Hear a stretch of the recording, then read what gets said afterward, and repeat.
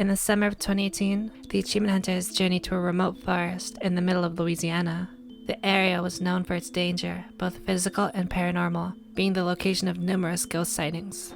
Upon hunting for ghosts, Jeremy was hurt and left wounded and scarred, with the superstitious crew believing him to be the victim of a ghost attack. What followed was a mass panic, where the crew completely broke down and the set turned into absolute chaos, with the achievement hunters caught right in the middle.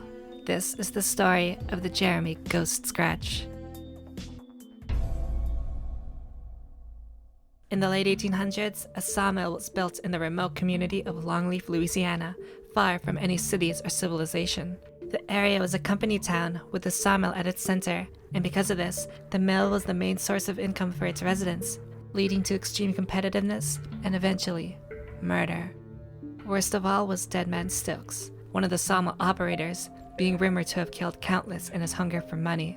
And now, it's said that the ghosts of Stokes and his victims walk the roads of the sawmill to this day. And decades later, the achievement hunters, shooting their ghost show Hunter, came in to investigate and see for themselves if these ghosts really exist. Little did they know that this was about to be one of the most intense nights of their lives. When they arrived at the sawmill, the crew unpacked and got ready, and the achievement hunters geared up to investigate for ghost activity, with Daniel Fabello, the director and longtime friend of the achievement hunters, leading and directing the shoot.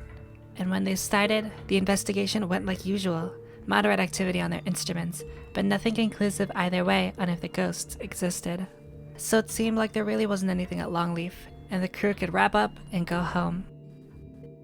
That is, until late into the night, when Jeremy was walking back in a dark, wide open field, all alone without a single person in sight. Then suddenly, oof! Jeremy almost fell, but he managed to catch himself.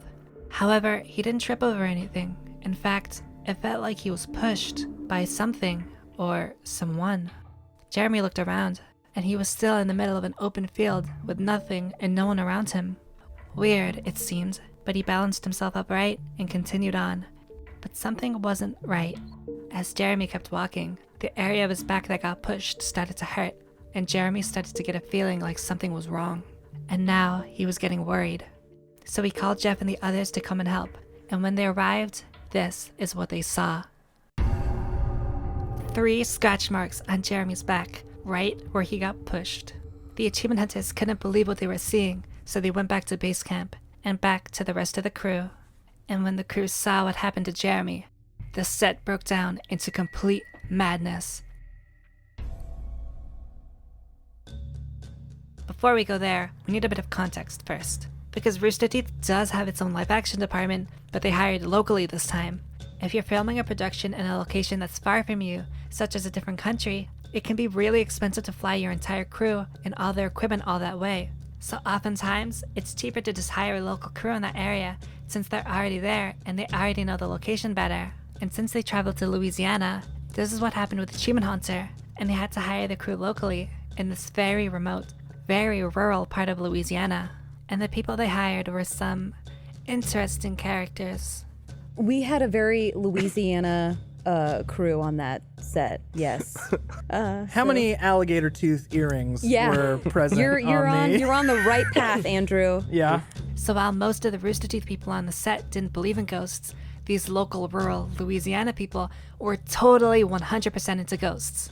And when they saw that Jeremy had been scratched by what they suspected was an evil spirit, they lost their shit. And what happened next could only be described as an absolute riot. Because one person saw the scratch and said that they were scared and weren't comfortable going back out there. And from that one person, another person got scared, then another, and the fear spread throughout the crew like a virus. And that's when things escalated and mob mentality took over. People were running off the set, trying to hide from the ghosts. And when told to go back into the site, some of the crew fought back, demanding, no, they can't go back out there, because that's where the ghosts were. Then some of the crew started apologizing to the ghosts, begging for forgiveness. Then the medics started to get involved, since the medic had gotten scratched as well, and didn't want to go back in. Realistically, it was probably from the abandoned sawmill equipment, since the achievement hunter crew also got a bunch of scratches from those as well. But to these people, it didn't matter, because that made them go even crazier. It even spread to the Rooster Teeth crew, with some Rooster Teeth employees saying that they weren't comfortable going back out there. And because of this, the producers had to start closing down the set, saying, "We can't send people back there. We have to keep them safe." And Gavin was like, "Safe? From what? The air? What is wrong with these people?" But that didn't matter because entire areas of the set were being closed off, with crew members saying, "We can't go back there because that's where the ghosts were." When they needed to get back to their cars, they couldn't because the ghosts were there, and the ghosts had claimed that territory. Then, one of the people started eyeballing Jeremy and said, "I saw a shadow man following the bald one." And all of a sudden, one person collapsed and fell into the ground, unable to get back up. And when a ton of people came over asking, "What's wrong? What's wrong?" the person said, It's the ghosts. They're taking my energy. Oh." And Michael and Gavin were watching the whole thing going, "What the hell is happening?" They had no idea how to respond to this. So what they did was, Team Nice Dynamite sat down, took out their food, and just started eating and watching the show. And as for the bald one, Jeremy was totally fine. In fact, he'd found a Pokestop nearby and was playing a bit of Pokemon Go. The entire time this was happening, Daniel, the director, was pissed. He exploded on the crew and was like, "Are you serious? We're shooting a ghost show, looking for ghosts. And now that we found ghosts, everyone wants to stop?" So he started telling people that if they weren't comfortable going back in, then they could get the hell off his set. He then turned to Jeff and said, "Jeff, if we have to fire the entire crew and continue filming on our phones, then that's what we're gonna do." So the shoot continued with less crew members, but they finished and all went home. And now that incident changed how they hire filming crews, because now there's a document that says, if there's a ghost and you feel uncomfortable, you can politely f*** off.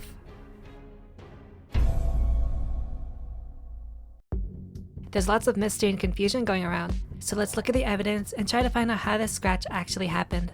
Now, I'm not a ghost believer, but I'm also not a disbeliever. Like, I don't think that ghosts exist, but I'm always open to hearing what people have to say, as long as it's actual proof. So, as we try to look at some of the common theories, let's be skeptical, but not too skeptical. Jeremy and Kat are pretty public about having several cats, so could it be possible that before Jeremy had left home, one of their cats had scratched him on the back and left a mark that Jeremy didn't discover until that night? This was a theory brought up by Lindsay as a possible explanation, but it probably didn't happen, which we can tell just by simply looking at the size of the scratch. If you look at this picture, you can see that the spread of the marks is somewhere around an inch or two larger than the width of his hand, way too big to be from a cat's paw. If it was from a cat, then it'd have to be the size of a lion to make a scratch like that.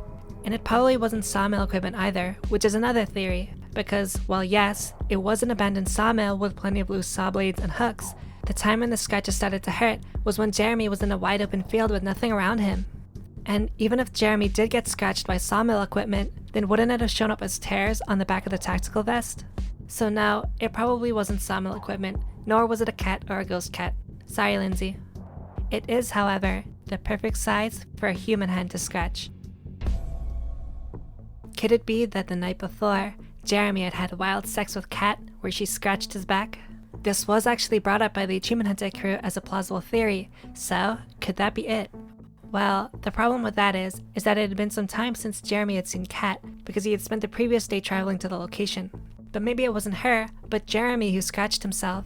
Perhaps when taking off his shirt, and the scratches only started to hurt later, because the heat and the humidity of the location made it swell.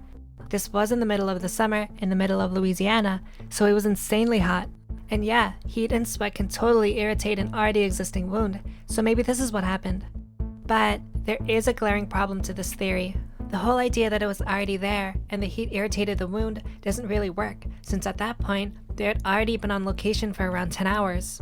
If they had already been in that heat for almost half a day, then why would the scratches have only appeared now? And plus, the scratches appeared at nighttime when it's a lot cooler than in the day. So if it was the heat that irritated the scratches and made them more visible, then wouldn't it have happened during the day when it was way hotter? So it may not have been Jeremy's own scratches, but it definitely wasn't sex with Kat. However, another sub-theory of this is that it could have been sex, just not with Kat, because Jeremy had actually been spending a lot of time with Gavin recently. And this quality time that they spent together was actually where we got the between the games of Jeremy eating the giant burger. So maybe Jeremy was, stuffing something else in his mouth that night, and the scratch wasn't from a ghost hand, but from little English ones. But as entertaining as it would be for this to actually be true, and as much as Gavin likes having stuff up his butt, they probably didn't do it. I mean, I hope they didn't. They're both in happy committed relationships, and I hope they didn't cheat on their partners. So even though we can't disprove that Jeremy and Gavin didn't shag, let's put this in the hopefully not pile. But there is another theory. Could it actually have been a ghost? The Longleaf Sawmill is known for its ghost activity, and especially since in Haunter, they're not just trying to find ghosts, they're actively trying to antagonize and provoke them. And sure enough, if you watch the episode, they repeatedly tried to provoke Deadman Stokes specifically, who was known to be particularly violent, so a scratch like this would totally be up his alley. So was it the ghost of Stokes, who, being angered by Jeremy's insults, reached over into the mortal plane and scratched Jeremy in the back? Here's the problem with this. We're trying to argue and figure this out using facts and evidence, which is pretty much impossible with these ghost shows. I mean, just look at what they use to try to prove that ghosts exist. They use stuff like EMFs, which, when you think about it, don't provide any actual evidence. They detect electromagnetic fields, which ghost hunters say can be used to detect when ghosts are around. But you know what EMFs are also used for? Everyday use for measuring electrical wiring. So if you get readings on an EMF, it could be a ghost, or it could be literally any other electrical device in your area. And this is what it's always like. The results could very well be ghosts, but they could also be anything else. You hear weird noises? Could be a ghost, or it could be radio or wire interference with your other devices, or a mouse, or whatever. You see a human figure on the camera? Could be a ghost, or it could just be a camera glitch, or weird lighting, or a smudge on the lens. Get a feeling of unexplainable dread? Get a cold feeling? Feel something weird touch you? Could be a ghost. Or it could just be the fact that you're in a dark, creepy environment that you feel uncomfortable in, so your discomfort makes you hyper aware of every little thing that happens. But to these ghost shows, just because we can't confirm that it was a smudge on the lens, or can't confirm that it was wire interference, then it must be ghosts. Like, what kind of logic is that? So, was it a ghost that scratched Jeremy? Who knows? It may have been a ghost, or it may not have been a ghost. If we try to debate about this, we're just gonna go around in circles for the rest of eternity. Again, I'm not trying to say that ghosts definitively don't exist. I'm still open to them being real, but what I'm asking for is actual proof. So unless a ghost magically appears right in front of you and goes, "Boo, I'm a ghost, whoa," then unfortunately, we're gonna have to go with the actual realistic options. So what I think happened? It could be any of the things that I've listed, with Jeremy scratching himself when he was taking off his shirt or something being the best candidate. And even though that argument isn't 100% solid, it's way more likely that this happened than ghosts. But maybe I'm being too critical. I'm curious to know what you think. What's your personal theory on how this scratch happened? And who knows? Jeff said that the Longleaf Sawmill was the place that they really wanted to revisit and do another investigation. So fingers crossed we get Haunter Season 3 and we can find out if it really was a cat, or a random saw blade, or sexy times with Gavin. Or maybe we'll find out it actually was a ghost. It's me.